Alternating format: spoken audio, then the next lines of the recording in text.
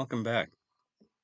I'm Professor Pichel, and this is my lecture on the rest of Act 4 of Hamlet. I'll be covering scenes 5, 6, and 7 in this act. And along the way, I will point out our themes of corruption and spreading corruption once again.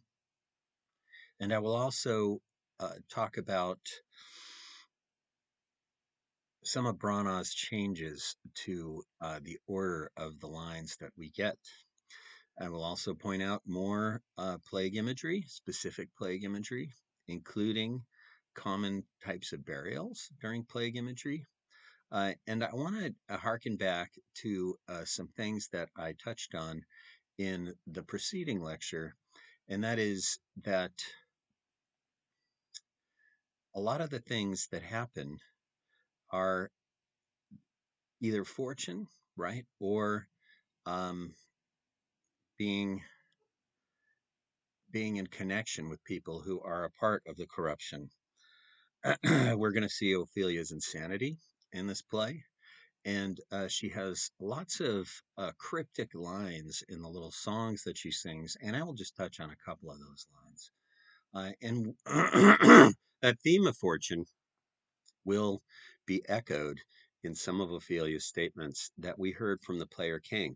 If you remember the player king during the murder of Gonzaga, or the mousetrap, as Hamlet calls it, there are those lines where he touches on fate. Our thoughts are ours, their ends, none of our own, right? And Ophelia is going to echo some of those sentiments about fortune as she descends into her lunacy and madness. Uh, Act 5 opens up with Horatio and a courtier discussing Ophelia and trying to explain her insanity to Queen Gertrude. Gertrude doesn't really want to talk to Ophelia. She's sort of apprehensive about dealing with Ophelia. And this is one of those things. She says, I will not speak to her, right? It's almost like if she has contact with Ophelia, that she too could go mad, right? And once again, there's the idea of the vector there. So Ophelia enters in disarray. She sings songs. She dances around. She messes with Claudius and Gertrude in metaphoric ways that are difficult for them to understand. We can almost see accusations aimed at Claudius for her father's death, and also for the ruination of the court at Elsinore. Excuse me. So Ophelia comes in, right? And they're trying to control her. She is taken off the stage. A couple of things that Ophelia says that are insightful, at least one thing that I want to focus on. She has a very strange line where she says, they say the owl was the baker's daughter. Lord, we know what we are, but we know not what we may be. And these lines echo the player king's lines about our wills and fates do so contrary run, right? Our thoughts are ours, their ends, none of our own. So even when we plan and prepare and make ourselves ready for whatever challenges that life throws our way, we never know how they're going to turn out. Fortune, remember Fortuna, the woman on the wheel? She always has surprises for us as we go along. Uh, During this scene, Laertes returns, and Claudius has heard that Laertes has returned back in the kingdom. He shows up at Elsinore with a mob, an angry mob. They get through the outer defenses and they get into the courtroom itself. Laertes leading this angry mob of mostly peasants and common people. This is significant for a couple of reasons. One of those reasons is that it reveals that Claudius is really losing control of Denmark and certainly of Elsinore.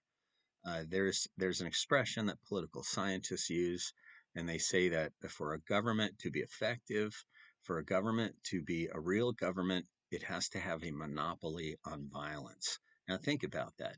That means that the government is the only perpetrator of violence. Think of police, the military, those kinds of things, and that they keep control of that violence.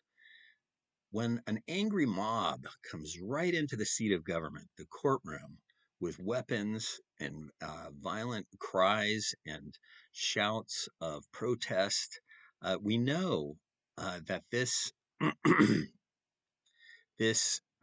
shows problems. This shows that Claudius does not have a monopoly on violence in Denmark, as we've already seen. Hamlet has killed someone right in his own court here. Violence is getting more common. There are outbursts with the peasants. And we also get allusions in in Claudius and Laertes' plot to kill Hamlet that Hamlet, like Antigone, is much more popular to the populace than Claudius is. Hamlet is a popular prince. The public likes him. They respect him. They look up to him. And they're really not sure what to think about Claudius, who, if you recall, has really only been king for about half a year now since his brother's murder. So Laertes returns. Claudius does not try to fight him. He does not use violence. That's not Claudius's way at this point in his life, though he does reveal that he has served in the military and fought against the French. So he has a soldier's background, but he is more of a statesman and a rhetorician. He uses rhetoric and guile, in other words, the sort of deceit in some ways, or smooth talking to bring Laertes over to his side. So instead of making this into a violent confrontation, Claudius uses his skills at speaking and rhetoric to slowly bring Laertes into his side, and they start to plot to kill Hamlet. The first progress is made with this when Laertes is demanding justice from Claudius at sword point, and Ophelia enters the courtroom and the throne room, and she is completely insane. She's dancing around, singing, babbling, and Laertes' famous line, "Oh, heat, dry up my brains." Right? It's kind of like saying, "Fry the brains right out of my head. I can't stand watching this." Right? After this, Laertes calms down and he has some questions. And I want to point out that in lines 209 to 215, uh, Laertes describes his father's death and has questions about it. But I think that this is interesting for our theme because remember that last scene when Hamlet was talking about worms and princes and beggars. And this is another one of those equalizing things during spreading corruption, right? Is the type of burial that even royalty gets. And we'll see this with Ophelia as well.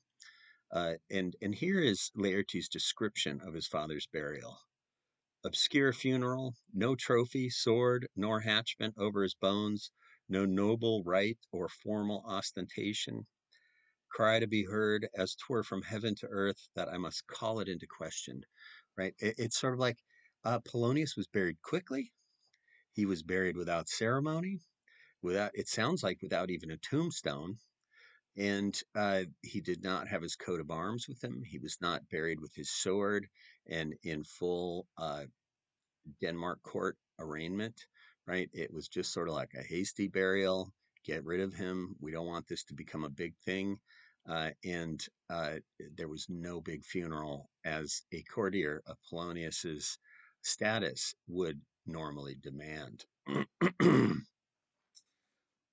As we go on into act scene 6 of Act 4, it's a very brief scene, but it's an important scene.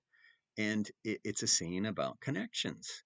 Horatio is summoned to the castle gates. There are a couple of sailors there, and they have 3 letters for him from Hamlet, which is a big surprise because they thought they were not going to hear from Hamlet for some time. One of these letters is for Horatio. One of these letters is for Gertrude, and one is for Claudius. Now, I'd like you to note that we never get to read or hear what the letter to Gertrude is. We do not find out what it is in the course of this play. We could make some inferences about what possibly was in that letter, and it seems, judging by a later scene, that possibly Hamlet declared to Gertrude that he wished to marry Ophelia and that he loved her. Though we never get to see that, Gertrude's demeanor and comments at Ophelia's funeral certainly point to this certainly support that thesis. So Horatio gets the letters, delivers them. Two of them are delivered to Claudius, the one for Gertrude and the one for Claudius himself. The letter announces that Hamlet is back. He says he is set naked upon your shore, right? And he's talking about Claudius's shore. He's talking about Denmark, right? He's back in country. Naked on your shore could mean that Hamlet's alone. It could also mean that he's coming unarmed, a gesture of peace, and that he wants to talk to Claudius. So those are what's in the letters. The letter to Horatio uh, tells a very interesting story. Pay close attention. It's the scene. Horatio is standing with two sailors, and he's reading the letter aloud right in front of them. And Hamlet describes in the letter that they were just at sea for a couple of days when they got attacked by pirates. It's sort of interesting. And this is one of these stories. There's a story like this about Julius Caesar. This is one of those anecdotal tales associated with royalty, right? A prince taken by pirates. And in this case, as in Caesar's case somewhat, Hamlet is able to convince the pirates that he's a prince, that he has a lot of money, and that he's got connections, and he gets them to sail him back to Denmark. A very strange and interesting story. Uh, but this is how Hamlet gets back to Denmark. Once again, fortune at work. Right? Claudius had a plan. He worked the plan out. He laid it out. He put it into effect, but it did not work out the way that he wanted it to. Remember the player king. Our wheels and fates run opposite a lot of the time. And I butchered that line a little bit. Contrary run. Our wills and fates do so contrary run. So we see that Hamlet is back. The letters get to Claudius, who is in conference with Laertes, and they are coming up with a plan to kill Hamlet, because his first plan didn't work. Claudius's first plan to get rid of Hamlet did not work. And they have a discussion, and it's one of these sort of one-upping each other, right? First of all, Claudius uses Laertes' pride against him. He says that there was a horseman and a swordsman who came from France, who was one of the best guys he's ever seen, and that Hamlet was sort of jealous about about his skills. The guy's name is Lamord, and he and Lamord says, "Oh, Laertes was really good with the sword and really good on the horse too." And Claudius says that Hamlet had turned green with envy at that scene. We don't get to see this scene; it's just retold in the scene we're in, where Claudius and Laertes are talking. This gets Laertes' pride up, and the plan starts going. Okay, Hamlet's envious. He wants to test his sword fighting skill against you. So the plan is that Claudius will arrange a fencing match for bets, and they'll wager on their heads, as they say. And during this match, he's going to make sure that Laertes' rapier is not safe. It's unbaited. And in fact, this is where the expression with bated breath come from, that many people mistakenly spell B-A-I-T. We're talking about B-A-T-E-D, and it means covered up or safe, right? Withholding. So in this case, when a rapier is baited, it has a little ball on the end to keep it from being sharp and hurting someone. So Claudius's plan is to have an unbaited rapier with a sharp point, and during the match, have Laertes kill Hamlet with it. Remember, Hamlet will be holding a safe rapier, and and it will look like an accident, and even Gertrude won't worry about it or shouldn't think about it.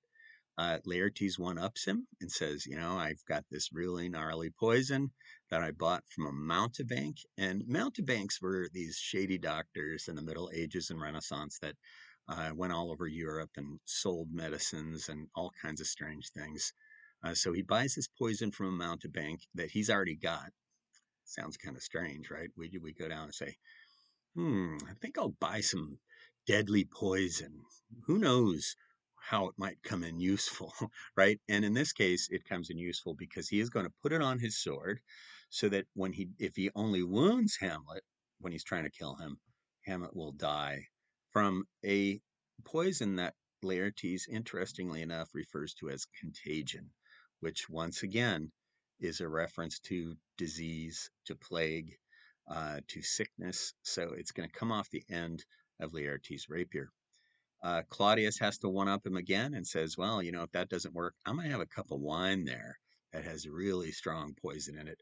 And when Hamlet starts getting sweaty and tired, we'll say, hey, man, have a drink. And that'll do him in, right? So there's sort of this three-tiered uh, plan. Remember, Claudius's last plan went bad. So this one has two fail safes in it: the poison on the rapier and the poison in the cup of wine that they're going to give to him. This scene ends. This is scene 7. So we're already at scene 7 with Gertrude entering into Laertes and Claudius's conversation and announcing Ophelia's death. She drowned while doing her singing and craziness and playing with flowers by the creek, by a willow by the creek. Her garments got soaked with water and dragged her down, right? And this reminds me of two great lines from this act that you got to remember. When Gertrude comes in and announces this, she says, one woe doth follow on the heels of another, right? It's like one damn thing after another. Troubles just keep coming. Earlier in the act, Claudius has the line, when sorrows come, they come not as single spies, but in battalions. Have you ever had that feeling before? It's kind of like bad things. They don't come as those single spies during war. They come as battalions. In other words, they come in great amounts, right? And that's a great line too. And that is what is stacking up in Elsinore. The problems are coming, and we have a big setup for a finale, right? And we'll see how it works when we get to Act 5. Thank you.